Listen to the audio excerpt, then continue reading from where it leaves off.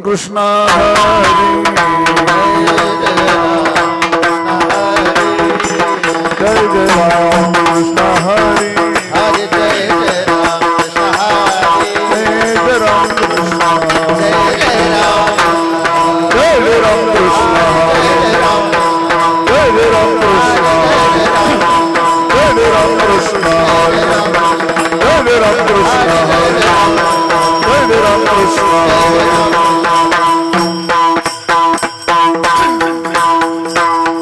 हरि रूप बहदालोचने सुख झाले वो साधने सुख झाले वो साधने सुख झाले वो साधने सुख झाले वो साधने सुख झाले वो साधने सुख झाले वो साधने सुख झाले वो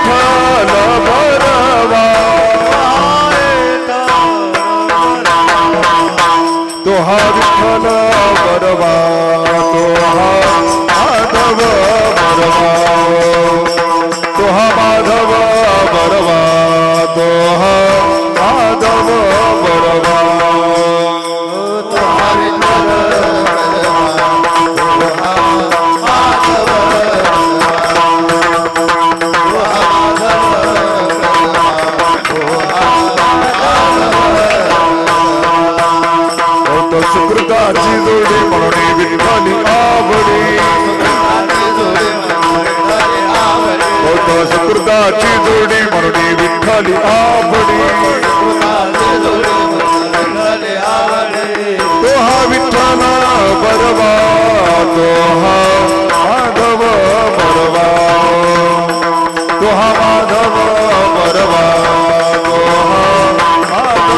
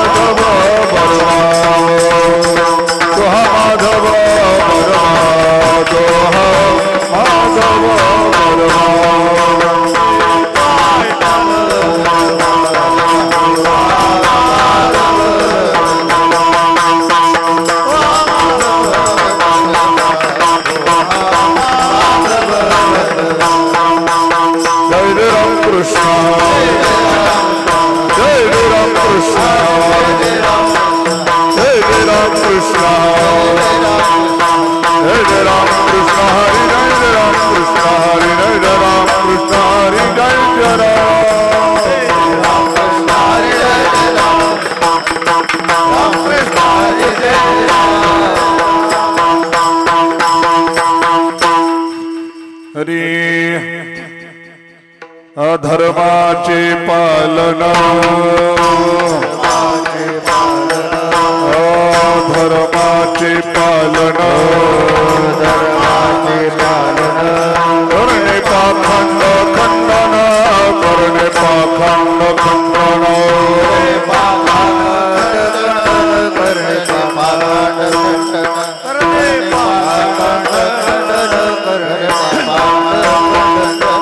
धर्माचे पालन धर्माचे पालन पाखंड खंडन करणे पाखंड खंडन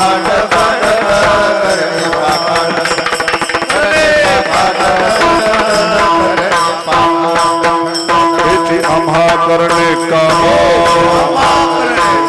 हेची आम्हा करणे काम बीज वाढवावे नाम बीज वाढवावे नाम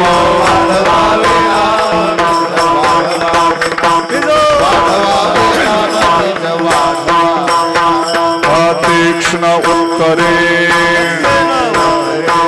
तीक्ष्ण उत्तरे हाती घेऊन या बाण फिरे हाती घेऊन या बाण फिरे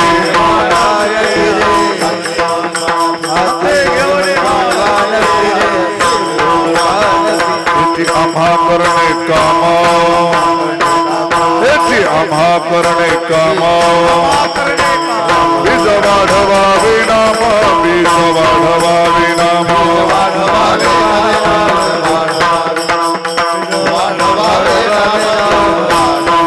नाही भिड भार नाही भिड भार तुका मने सान थोर तुका मने सान थोर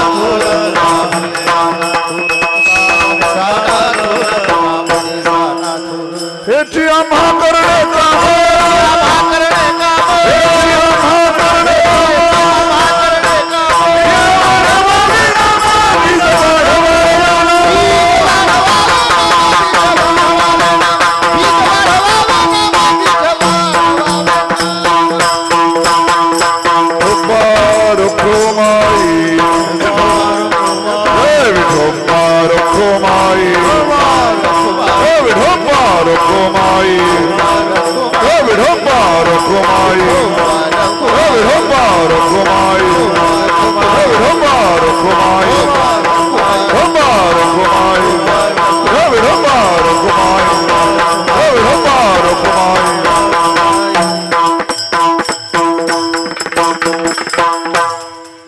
संगीत विशारद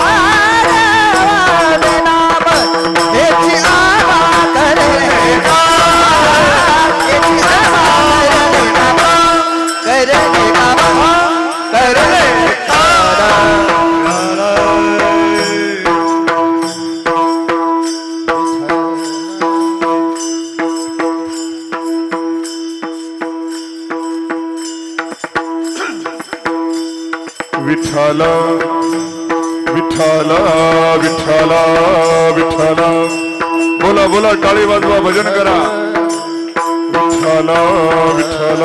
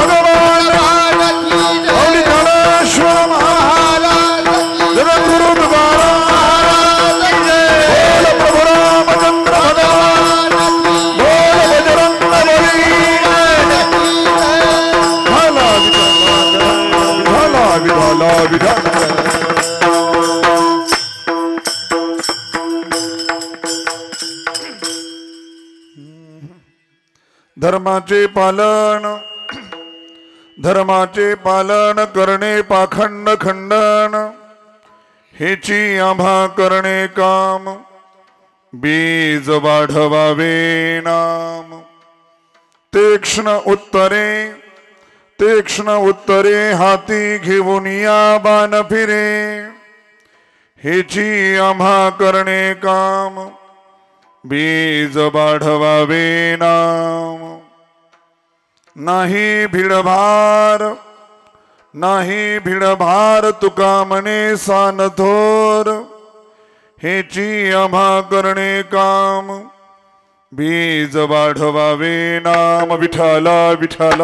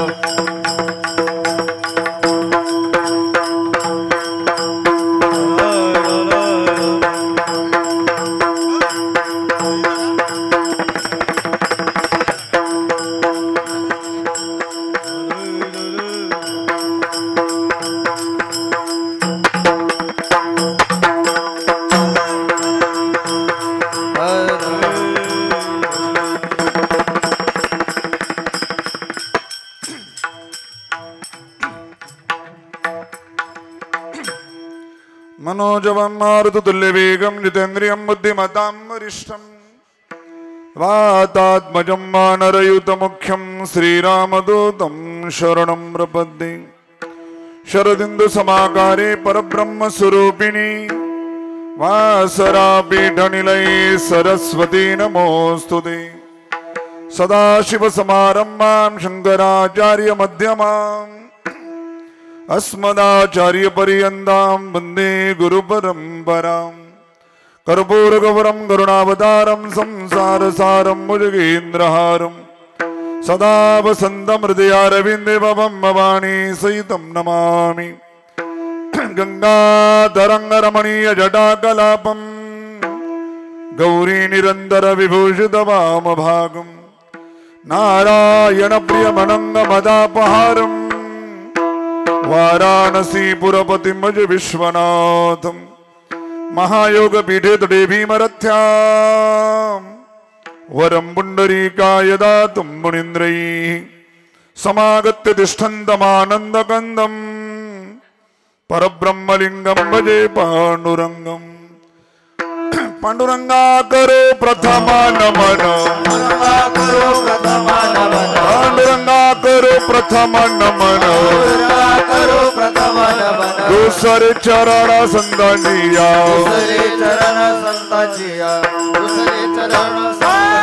त्यांच्या कृपादाने कथेचा विस्तार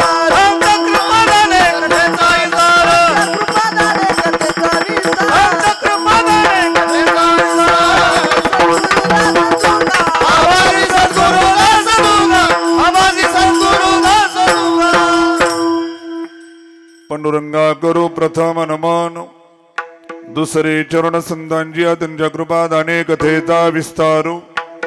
बाबाजी सद्गुरु दास तुका जयांची केली स्मरण होय सकळ विद्यांचे अधिकरण तेच बंधू श्री चरण श्री गुरुंजे ते नमस्कारो नियता। धर्माचे पालन करणे पाखंड खंडन हेची आम्हा करणे काम बीज वाढवावे नाम। प्रस्तुत प्राप्त कीर्तन रूपी सेवेकरता निवडलेला अभंग जगद्गुरु जगदवंद्य देहू निवासी वैराग्याचे शिरोमणी तुकोबरा यांचा 4 चरणाचा अभंग आहे।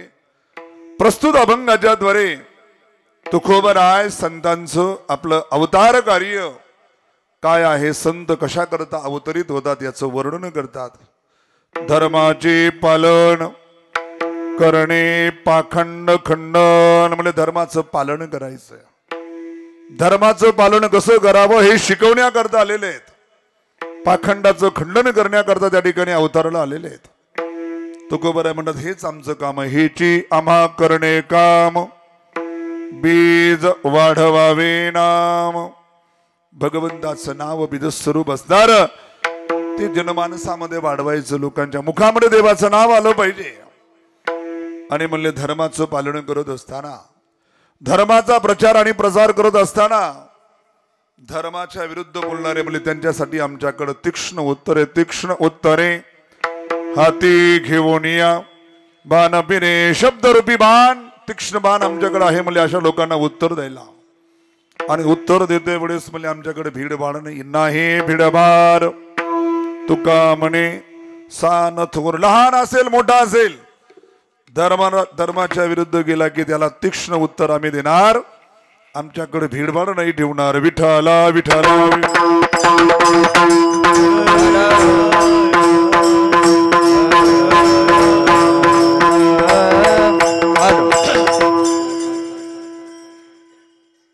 सेवेला प्रारंभ करण्यापूर्वी वक्ता नात्याने द्यावासा अल्पसा परिहार तो असा। मौजे आरवी या ग्रामामध्ये गेल्या अनेक वर्षापासूनची परंपरा भव्य आणि दिव्य अशा प्रकारचं प्रभू रामचंद्राचं दिव्य मंदिर, प्रभू रामचंद्र माता सीता भैया लक्ष्मण हनुमंतराय ग्रामदैवत हनुमंतराय यांचं दिव्य अशा प्रकारचं मंदिर आणि गेल्या अनेक वर्षापासूनची परंपरा रथयात्रेची परंपरा। प्रभू रामचंद्राची रथयात्रा त्या ठिकाणी भव्य आणि दिव्य स्वरूपामध्ये उद्या रात्रभर चालणार आहे। आणि त्या निमित्तानं रामनवमीच्या निमित्तानं सालाबाद प्रमाणे होत असणारा हा अखंड हरिनाम सप्ताह तथा श्रीमद भागवत कथा ज्ञानयज्ञ आणि या वर्षीच्या सप्ताहातील आजची कीर्तन रूपी सेवा ग्रामस्थांच्या वतीने, कार्यकर्ते मंडळीच्या वतीने, भजनी मंडळीच्या वतीने सेवा माझ्याकडे आलेली आहे. परमस्नेही माऊली महाराज यांचा फोन झाला, त्यांच्या माध्यमातून ही सेवा माझ्याकडे आलेली आहे. सेवेकरता उत्तम अशा प्रकारचे सर्व गुरुजन मंडळी आलेली, महाराज मंडळी, आणि आज विशेष करून आपल्या या सप्ताहाला भेट देण्याकरता आपल्या पाथरी विधानसभा मतदारसंघाचे लोकप्रिय आमदार राजेश दादा विटेकर हे या ठिकाणी भेट देण्याकरता आलेले आहेत. आणि याच गावी नाही, प्रत्येक गावामध्ये जिथं सप्ताह असेल त्या ठिकाणी दादांच्या भेटीगाठी चालू आहेत. आणि आताच नुकताच 8 दिवसापूर्वीच यशवाडी संस्थानला फार भव्य आणि दिव्य अशा प्रकारचा कार्यक्रम त्या ठिकाणी झाला. दादांनी जो आयोजित केला यशवाडी संस्थानला, मारुतीरायांच्या समोर जो सध्या आता पत्राचा शेड आहे त्या ठिकाणी म्हणजे छताचा, जसा हा तुमचा सभा मंडप आहे अशा प्रकारचा सभा मंडप व्हावा. आणि त्या संकल्पनेतून दादाकडं प्रार्थना केली आणि दादानं ती सहर्ष स्वीकार केली आणि 2 कोटीचा फंड त्या ठिकाणी देऊ केला.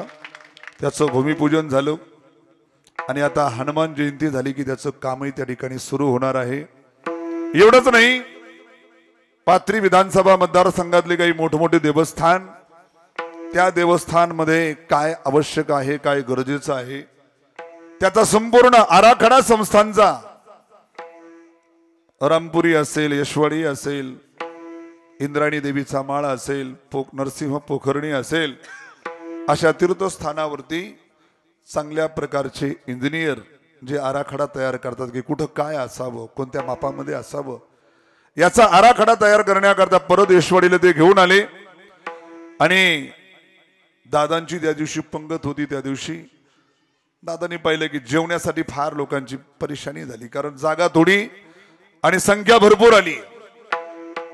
आणि यशवाडी संस्थानच्या इतिहासामध्ये सर्वात जास्त गर्दी त्या दिवशी झाली, कारण आतापर्यंत आम्ही 14 क्विंटल 15 क्विंटल पोळ्या करायचो, परंतु त्या दिवशी दादाची पंगत असताना जवळपास 18 क्विंटलच्या पोळ्या केल्या आणि 4:15 4:30 वाजताच ते संपले. एवढे लोक आले. नंतर भात आणि वरण खिचडी हा प्रसाद चालत राहिला उशिरापर्यंत, परंतु एवढी अमाप त्या ठिकाणी गर्दी आली. त्या गर्दीमध्ये लोकांना जेवण्यासाठी, बसण्यासाठी जागा पुरत नव्हती. म्हणून दादांनी एक संकल्पना मांडली की आपल्याला इथं मोठं त्या ठिकाणी शिर्डीला जशा प्रकारे बसून लोकांना जेवण्याची व्यवस्था असते तशा प्रकारचा मोठा हॉल त्या ठिकाणी व्हावा, म्हणून तो हॉल सुद्धा दादांनी प्रस्तावित केलेला आहे. जवळपास त्याला खर्च येणार आहे 9 कोटी रुपयांचा. आणि दादांनी म्हणले की मी, माझं काम आहे, माझ्या मतदारसंघातलं देवस्थान आहे आणि ते सुद्धा त्या ठिकाणी मी काम करणार आहे.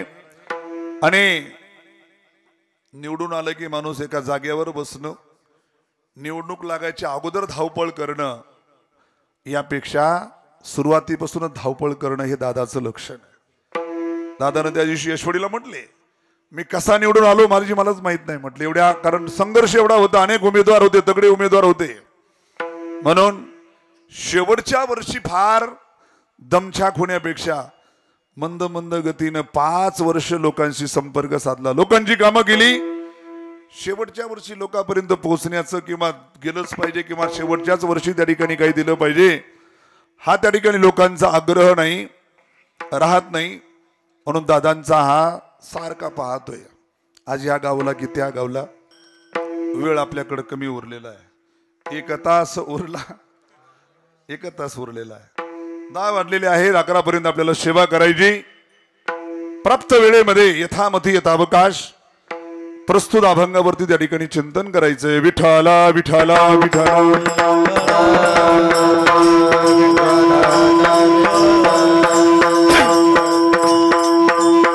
या धरातलावरती तुम्ही आम्ही जन्माला येतो.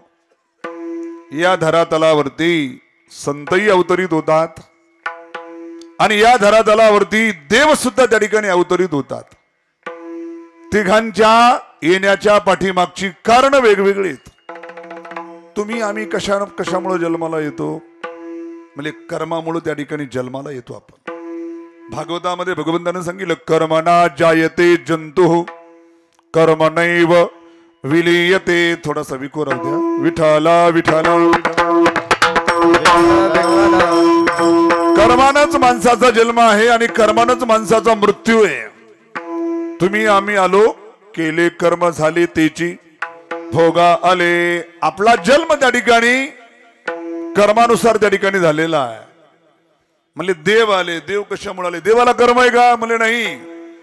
देवाला त्या ठिकाणी साधू संतांनी आणलं नाही देवाला. रूपा बळे करुणी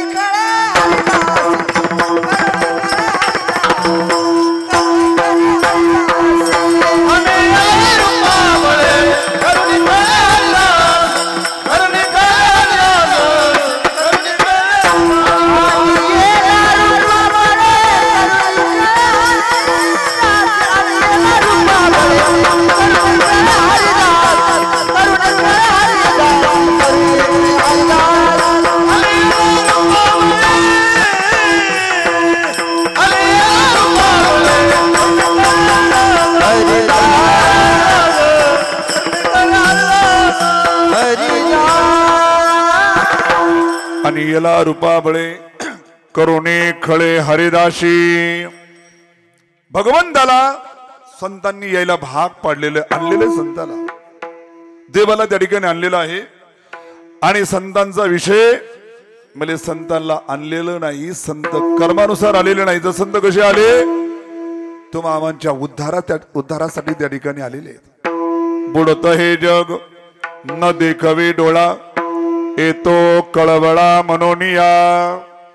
संत पाहतात हे जन्माला कशा करता आलेले आहेत आणि हे करत काय आहेत. आपली दुरावस्था पाहून तुम्हा आम्हाला मार्गदर्शन करण्याकरता, तुम्हा आम्हाचा उद्धार करण्याकरता संत त्या ठिकाणी प्रगट होत असतात. ब्रह्ममूर्ती संत जगी अवतरले उद्धराया आले दिन जना. म्हणजे तुम्ही आम्ही कशाला जन्माला येत असतो? म्हणजे आपण कर्म करण्याकरता जन्माला येत असतो. देव कशाला येतात? देवाचा अवतार कार्य काय आहे?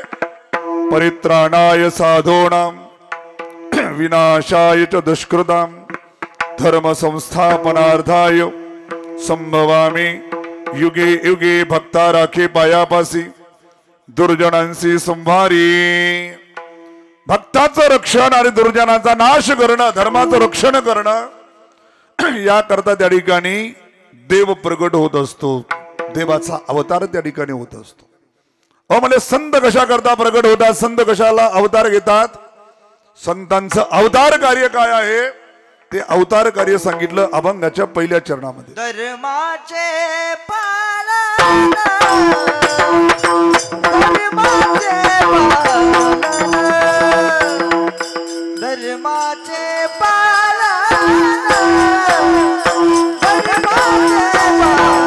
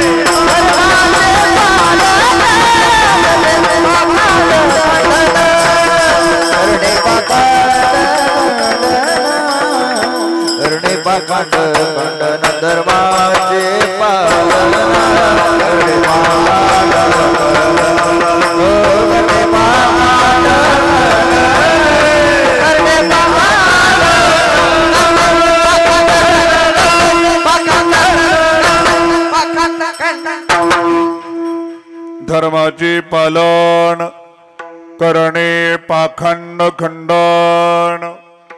म्हणजे संत अवतरित होतात धर्माचं पालन करण्याकरता. धर्म काय आहे शिकवण्याकरता. म्हणजे धर्म कशाला म्हणावं ज्या धर्माचं पालन करायचंय. धर्म हा शब्द अनेक अर्थवाचक येतो. धर्म शब्दाचा कोणता एक अर्थ नाहीये. धर्म शब्दाचा अर्थ त्या ठिकाणी सांगायचं झालं म्हणजे धार्यते इति धर्म. जो धारण केला जातो तो धर्म आहे. मनुष्याच्या पाठीमाग जे जे कर्तव्य सांगितलेलं आहे ते कर्तव्य सुद्धा एक प्रकारचा धर्मच आहे. जसं एखादा पुत्र आहे मुलगा आहे मुलाचं कर्तव्य तो त्याचा धर्म आहे. एखादी सुनबाई आहे तिचं जे कर्तव्य आहे तो तिचा धर्म आहे. एखादा राजा आहे राजाचं जे कर्तव्य आहे तो त्याचा धर्म आहे. एखादा क्षत्रियाचं जे कर्तव्य आहे तो त्याचा धर्म आहे. धर्माची व्याख्या एक होऊ शकत नाही. धर्म शब्दाचे अनेक अर्थ आहेत. धर्म आपण यालाही म्हणतो कशाला पारमार्थिक जी साधना करतो साधनेला सुद्धा काय म्हणतात धर्म म्हणतात. भागवतामध्ये त्याचं वर्णन आले. धर्मस्य हि अपवर्ग्यस्य नार्थो अर्थाय उपकल्प्यते. म्हणजे धर्माची सार्थकता कशामध्ये आहे म्हणजे मोक्षामध्ये अपवर्गामध्ये त्या ठिकाणी सार्थकता. त्या ठिकाणी धर्म शब्द हा पारमार्थिक साधनेविषयी त्या ठिकाणी धर्म शब्द आला. कुठं धर्म शब्द हा दानाविषयी सुद्धा येतो. एखादा भिक्षुक आपल्या दारावरती ज्यावेळेस भिक्षा मागण्याकरता तो सुद्धा म्हणतो बाई काहीतरी धर्म करा. धर्म करा म्हणजे काहीतरी दान करा. दानाला सुद्धा धर्म म्हटल्या जातो. साधनेला सुद्धा धर्म म्हटल्या जातो.